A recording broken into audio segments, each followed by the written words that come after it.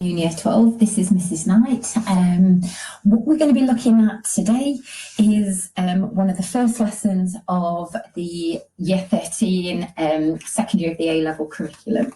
And to start us off, what I would like you to do is to think about, if you can remember, six business objectives. So this is a quick recap of topic one of the first year of the A-level, why business exists. So think about why business exists and see if you can list six business objectives. Once you've done that, have a look at the next statement. So this is a mission statement, and the statement says to be Britain's best value retailer, exceeding customer needs every day. So if you'd like to pause the video now, have a go answering those questions, and then restart the video once you've done.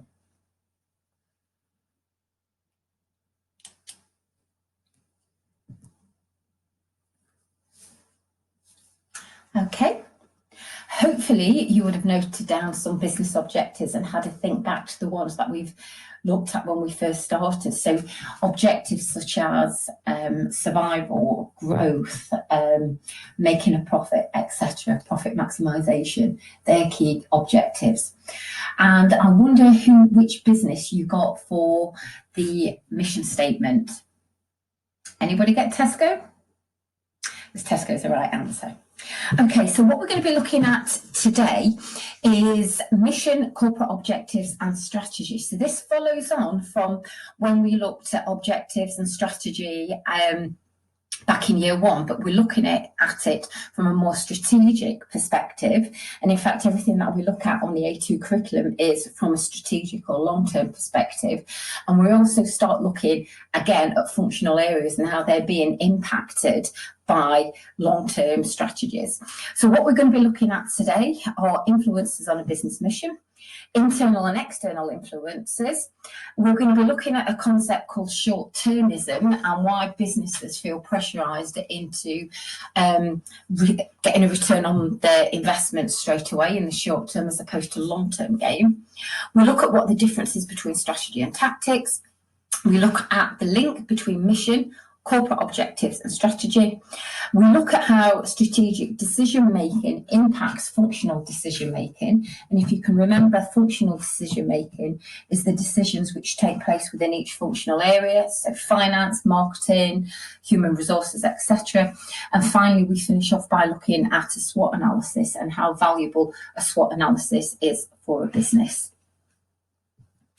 Okay, so just to clarify, everything we look at the second year of A-level, we're all the different units focused on strategic decision making, so the impact on businesses of these different decisions in the longer term. So year one is just on tactical, whereas year two, we're looking more at strategic.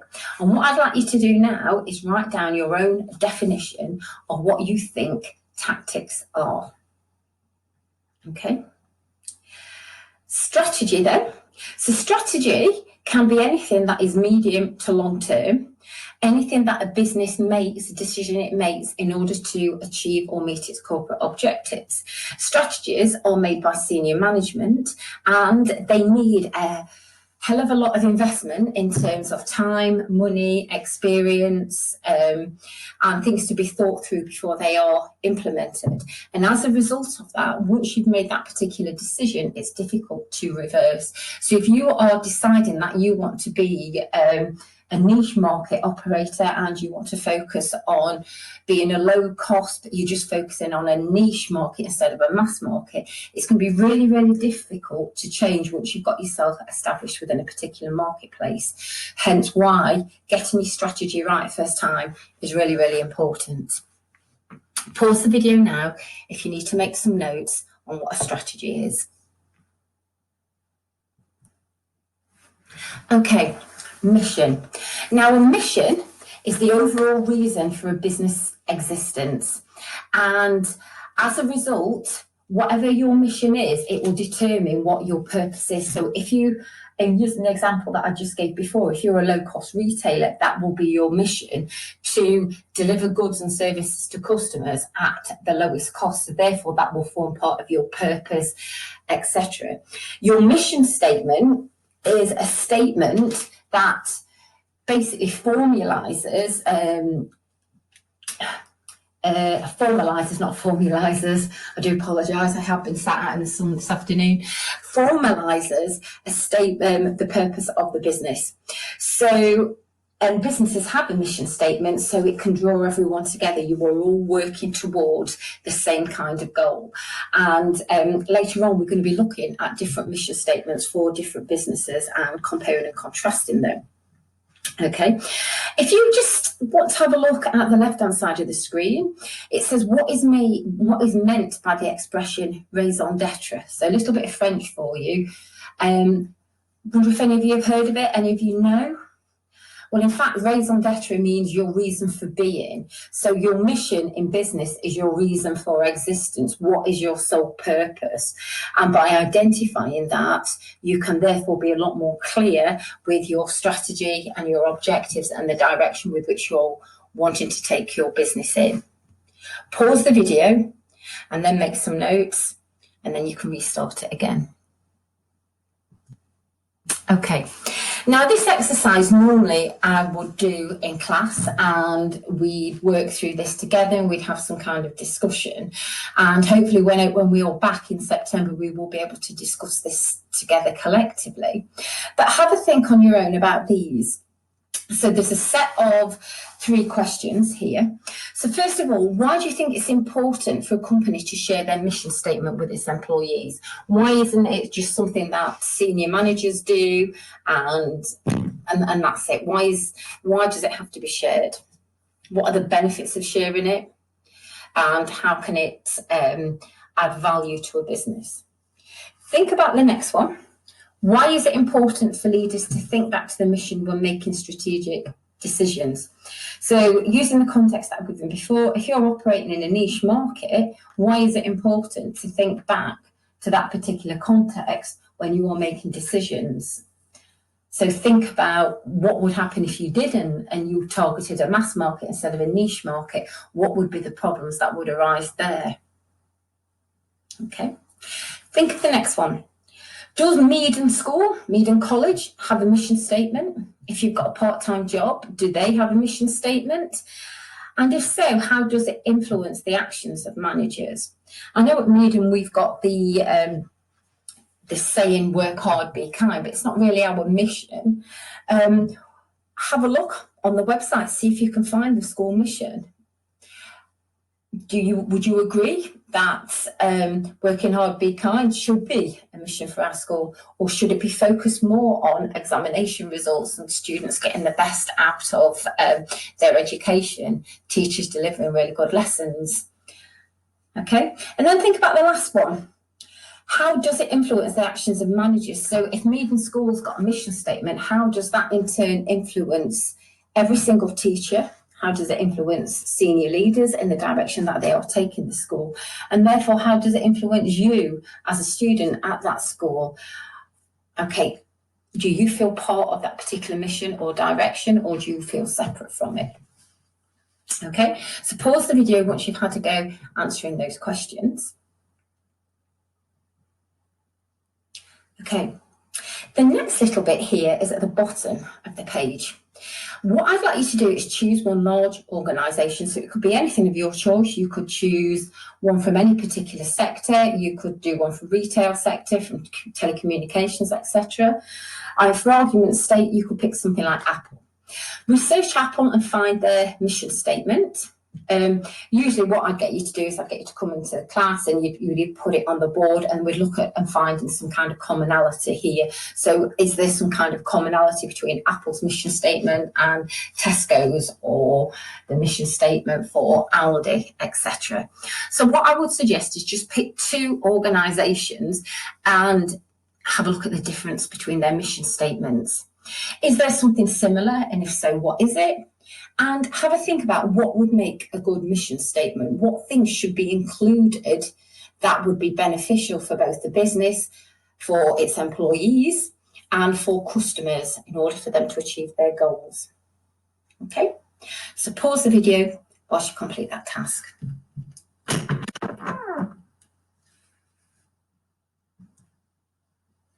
Okay, so the next thing that we're going to be looking at are influences on the mission of a business. So influence can be split up into two sections. We've got internal influences, which are the influences from within the business, external, quite self-explanatory, from outside of the business. So influences could be anything from the values. So if it's a small business that's set up by an entrepreneur, so sole trader, the mission could be based upon their beliefs. So something like Body Shop, which was set up as a small business years and years ago, they didn't want to test on animals. So their influences will be their core their core beliefs, right? We want to, keep everything safe for animals. Again, business ownership, as I've just mentioned, that's a key influence on the mission. The values and power of stakeholders. So think back and remember what a stakeholder is. So someone who is influenced or affected by a business, and these can be anyone from like customers, competitors, etc. They could influence the business.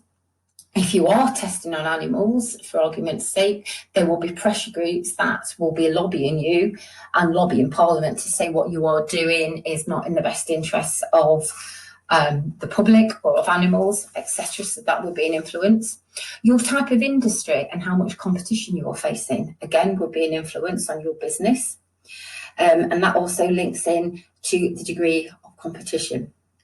Pause the video now and make some of the notes and have a go at answering the two questions on the side.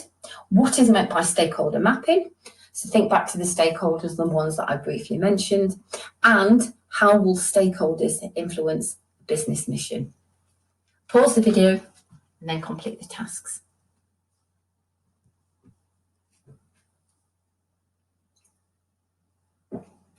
Okay, so last year when we were looking at aims and objectives, we had a set format with which these are created. You've come out with a generic aim, and then from that generic aim, you then make a more specific objective.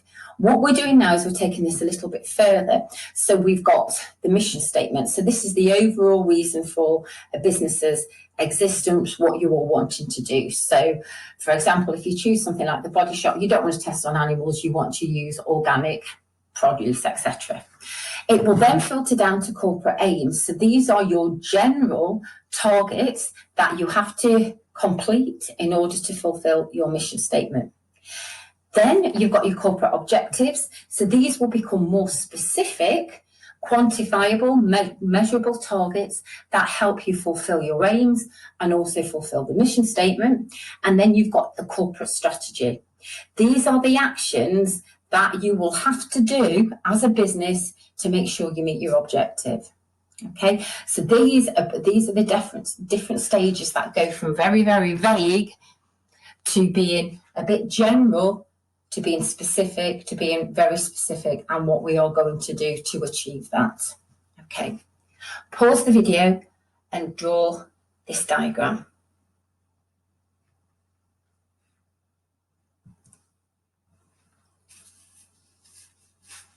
Okay, another influence on corporate objectives is the concept I mentioned earlier of short-termism.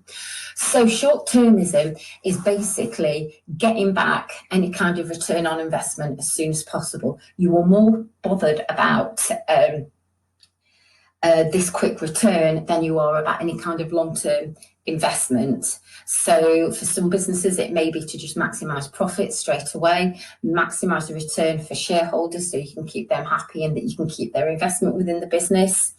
However, an issue with short-termism is it could be at the cost of long-term growth. So basically, if you are just wanting money now so you can give it or you can sort of have the profits and issue that, you may not be able to use that money for other things. So if you've got profit that you want to issue to shareholders for dividends, that's all well and good, and some businesses may want to do that. But on the other hand, with that profit, you're not using that in order to fund some kind of growth. So your business may be lacking in terms of some additional funding, which could potentially be used to better the business. Another objective is the type of ownership. So if you are a small business, you'll be quite limited in terms of influence. Sole trader, it's most likely to be you and your own particular views and beliefs and external influences. If you are a larger company, such as a PLC or limited company, you will have to listen to your shareholders because they are a source of major investment, and you perhaps have less freedom in terms of making decisions. Okay, so if you want to pause the video now and make a couple of points on short-termism and business ownership as an influence on corporate objectives.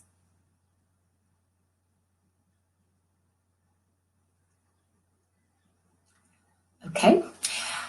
Have a look now to the left-hand side of the page. It says shareholders must give companies room to balance short and long-term drivers of value. What I'd like you to do is have a couple of minutes to think about that statement and think about whether you agree.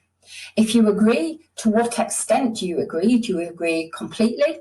Do you somewhat agree, or do you completely disagree? And I'm not looking for you to sort of formulate an answer or an argument. It's just mainly, if you agree, why do you agree? If you don't agree, why do you disagree? Or if you only partly agree, explain why. And this is an attempt for you to try and develop some kind of an analytical, evaluative skill, which we will need a lot more when we are working on our A2 course. So pause the video now and have a go at the next task.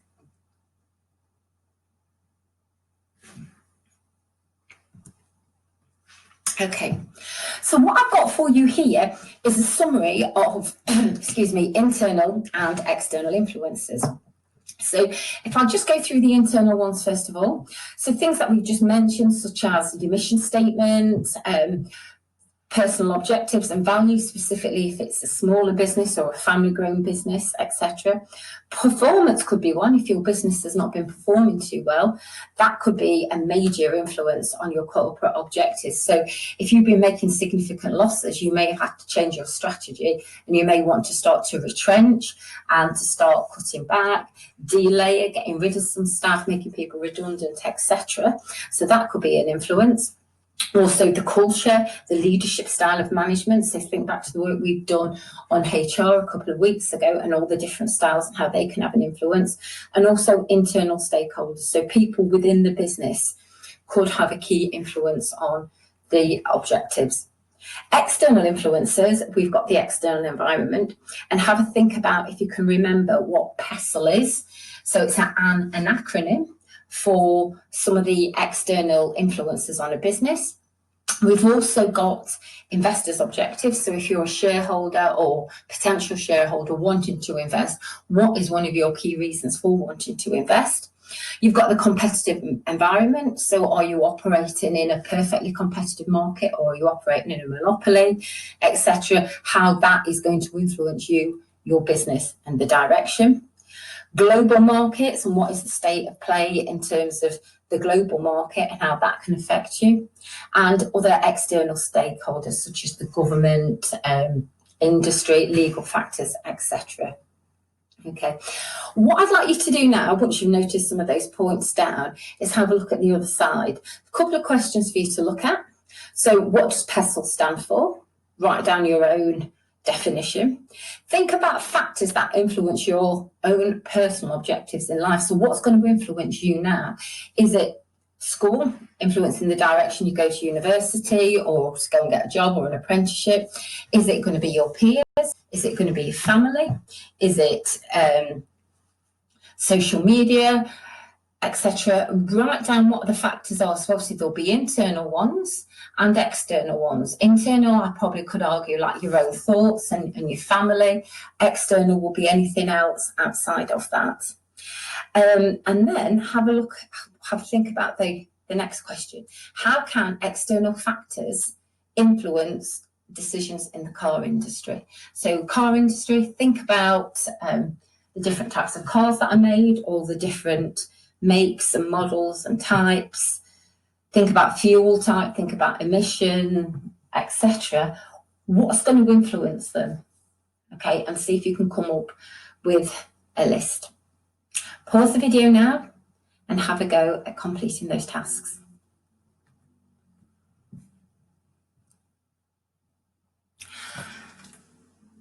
Okay, what I'd like you to do now, just a quick little break from me doing all the talking. Can you tell me what is the difference between a tactic and a strategy? And whenever I do this, and I promised myself I wouldn't say it, I always say, what's the difference? It's not a tactic, it's a tic-tac. Well, if that helps you remember, it helps you remember. So what's the difference between a tactic, not a tic-tac, and strategies? And then can you have a think about what is the link between mission, corporate objectives, and strategy? So that's the big diagram that I went through at the start of this video. So if you just want to quickly, on a scrap of paper, note down your answers to those.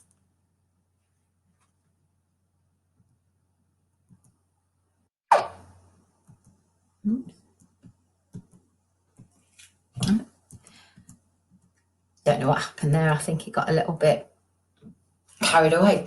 Okay, so the next part of this lesson, we're looking at functional decision making and how strategic decisions related to corporate objectives and strategy can affect the decisions that take place in different functional areas. So just to recap, functional decision making are the decisions that take place in different functional areas. So as a quick recap exercise for you, if you can draw this table on a piece of paper, and these are the topics that we looked at AS, topics 3 to 6, covering finance, marketing, operations and HR. I want you to write down the kinds of decisions that are likely to be made in these areas. So for marketing, it could be something like what products to sell, what price to charge, bearing in mind the price elasticity of the product. Operations, a decision could be made, do you use a just-in-time method of production? Okay, and if so, why would you choose to operate that? So spend about 5 minutes or so having a look at the general decisions that are likely to be made in each of these functional areas. Pause the video and then complete the task.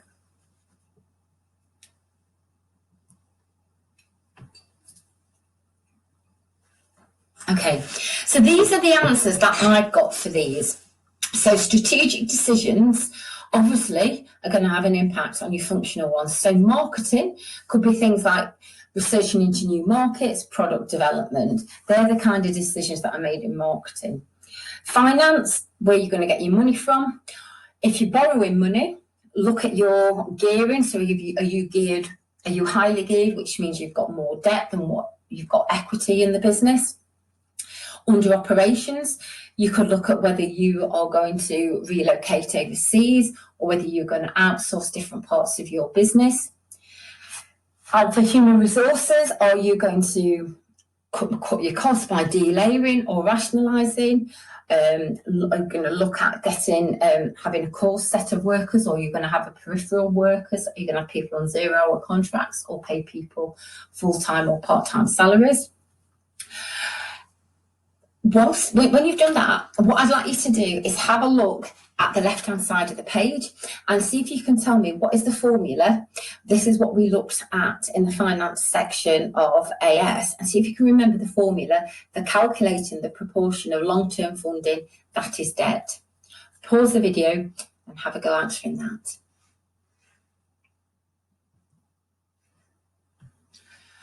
Okay. Research activity for you to do now. So have a look at the Pret-a-Manger website. Once you've had a look at this website, see if you can find its mission statement and note it down. See if you can find corporate aims and objectives, note them down.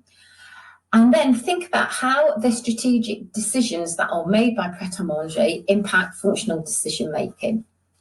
Okay, so if you just want to have a look on the website, find out some of the corporate information and make your own notes relating to those. Then have a look at the discuss question.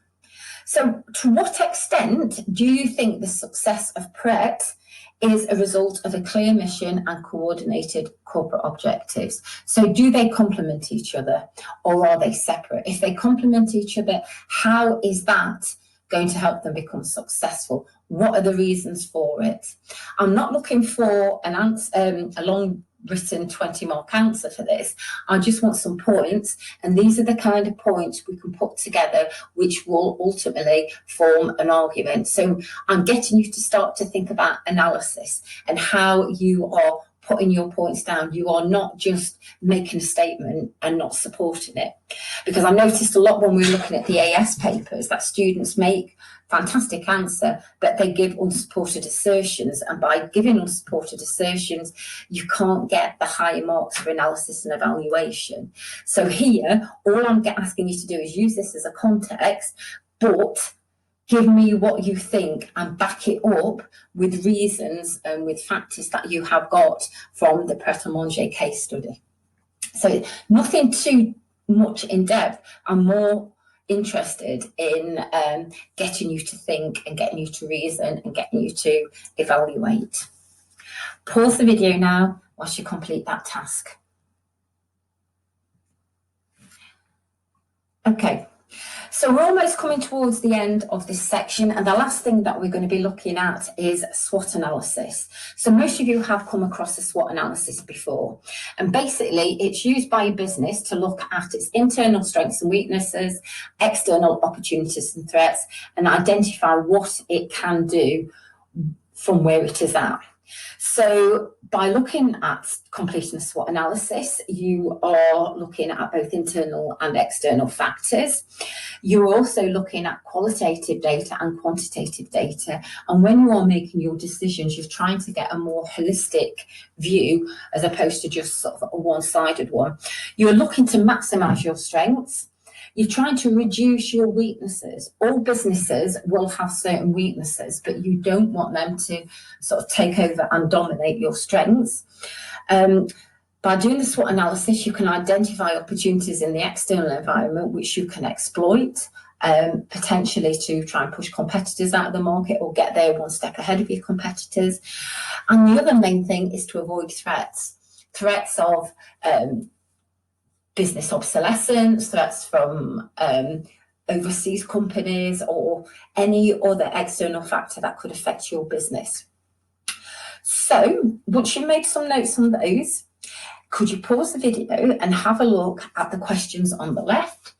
What's the difference between decisions based on data and those based on intuition? And give your own definition of a SWOT analysis.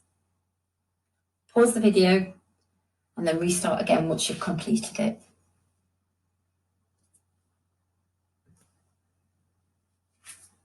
Okay. So the task that I want you to do, obviously because you've not got access to this information, we're not going to be looking at PayPal, but instead I'd like you to choose a large organisation. So it can be a large organisation of your choice. And for this particular business, I would like you to produce a SWOT analysis. So if you would like to do a SWOT analysis for Balenciaga, you could do that and do the strengths, the weaknesses, opportunities and threats. Obviously, because we're not in school, we can't present it to the rest of the class, but I would like you to use your SWOT analysis and tell me how useful it is to inform strategic decisions. So if Balenciaga were looking at diversifying into a potentially different market or whatever, or coming out with a new range, how useful would a SWOT analysis be to inform that decision? Is it going to be useful? So basically, what are the benefits and drawbacks of using it? Do the benefits outweigh the drawbacks? If so, and why? What things would you also take into account? What things should you also consider? Could you compare and contrast other methods as well? So pause the video whilst you complete that task. Okay, so that now comes to the end of this section. So this is the first one of the second year of the A-level. So we've looked at the influences on a mission. We've looked at these influences and how they can affect it, whether the influences are internal or external. We've looked at what short-termism and the pressures for a business to have a short-term quick return. We've looked at the link between mission, corporate objectives and strategies. We've also looked at how any long-term or strategic decision can impact directly functional areas.